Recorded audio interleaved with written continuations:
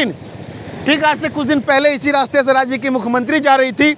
माननीय ममता बनर्जी का काफिला इसी रोड से गया और उनका काफिला जब यहाँ रुक जाता है तब हम लोगों ने इसी जगह पे खड़ा होकर वीडियो बनाया था और प्रश्न पूछा था कि राज्य के मुख्यमंत्री इस रास्ते से जा रही है और इस रास्ते की स्थिति इतनी दयनीय है।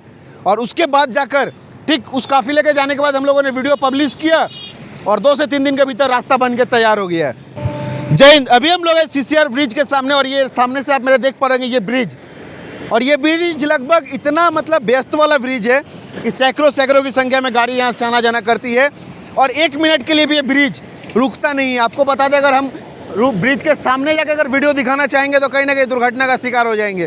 तो थोड़ा सा दूरी से आपको दिखा रही है। देखिए ये रास्ता जो आप देख पा रहे हैं, आज से महज लगभग 10 से 15 दिन पहले इस रास्ते की स्थिति इतनी दयनीय थी, उसका वीडियो भी हम लोग चलाएंगे साइड में। इतना मतलब तुच्छ तरह से रास्ता का स्थिति हुआ पड़ा था कि जब तक बड़ा दुर्घटना घट जाता।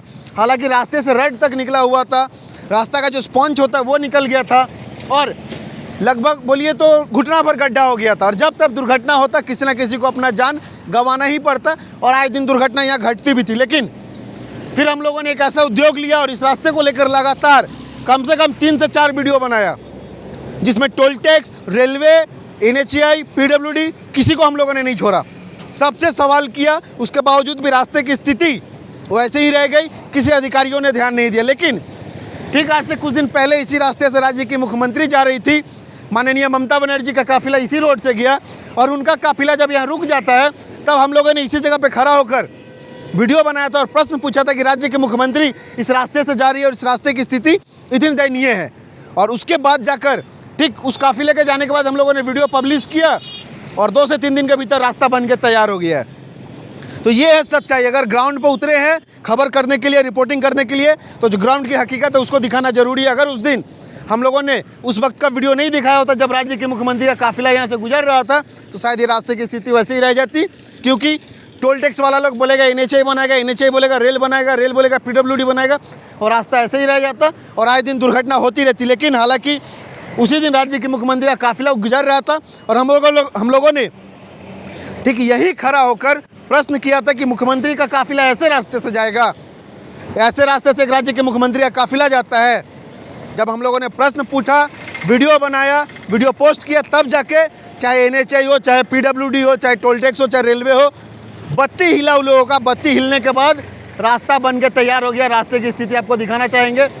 जितना गड्ढा था दोनों साइड का रास्ता काफ़ी जर्जर हो चुका था, इस साइड का भी और उस साइड का भी, और दोनों रास्ता बन के तैयार हो चुका है। कहीं ना कहीं शुक्रगुजार है उन अधिकारियों का जिन्होंने निष्पक्षतापूर्वक रास्ते का काम करवाया है। और इस बार जो रास्ता का काम हुआ है, कहीं ना कहीं ये हम लोग कह सकते हैं कि अब दुर्घटना नहीं होगी और कहीं ना कहीं अब रास्ते में गड्ढा होना थोड़ा सा नामुमकिन लगेगा।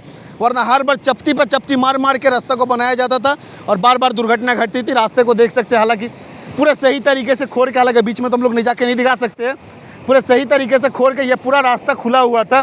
इसको फिर से रिपेयर किया गया, अच्छा से इसको बनाया गया पूरा लंबा, ताकि किसी भी प्रकार की दुर्घटना ना घटे। और हाँ, जब किसी चीज़ को करने की ठान लेते हैं तो हम लोग करके छोड़ते हैं और हम लोगों ने ठाना था कि इस रास्ते को बनवा के छोड़ेंगे। क्योंकि बहुत सारे लोगों का कमेंट भी आया था, मैसेज भी आया था कि भाई उस रास्ते को लेकर बोलिए, रास्ते की स्थिति ऐसी। हम लोगों ने चालू किया बोलना और रास्ता बनवा के दम लिया। ये है एक पत्रकार की सच्चाई और एक पत्रकार की हिम्मत। अगर हम लोग ग्राउंड पे उतर के सच्चाई दिखाना चालू कर दे तो इससे फ़र्क नहीं पड़ता है कि हम नेशनल चैनल के पत्रकार है, कि यूट्यूब के पत्रकार है, कि फेसबुक के पत्रकार है, कि न्यूज़पेपर के पत्रकार है। फ़र्क नहीं पड़ता है। फ़र्क तो बस पड़ता है कि हम लोग ग्राउंड से सच्चाई दिखाएं और उस सच्चाई को काम होना चाहिए और कहीं ना कहीं प्रशासनिक अधिकारियों का जो माता का घंटी है वो बजना चाहिए, तब जाके काम होगा। और हालांकि हम लोग का वीडियो का असर हुआ और रास्ता का काम हो गया। आप देख सकते हैं लगातार गाड़ियाँ आराम से अपने गति में आ रही है। अब यहाँ से विधायक का गाड़ी जाए, मंत्री का जाए, संतरी का जाए, मुख्यमंत्री का जाए, किसी को कोई फ़र्क नहीं पड़ेगा। रास्ता चकाचक हो गया है। विकास के नाम पे जो भ्रष्टाचार होता था वो अब यहाँ नहीं होगा। तो अनुरोध रहेगा मेरे सभी भाइयों से कि जहाँ भी भ्रष्टाचार हो, जहाँ भी गलत हो, आवाज़ उठाना सीखिए।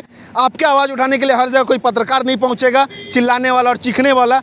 और अगर कोई पहुँचता भी है तो बहुत जगह पत्रकार की आवाज़ को भी दबा दिया जाता है। जय हिंद।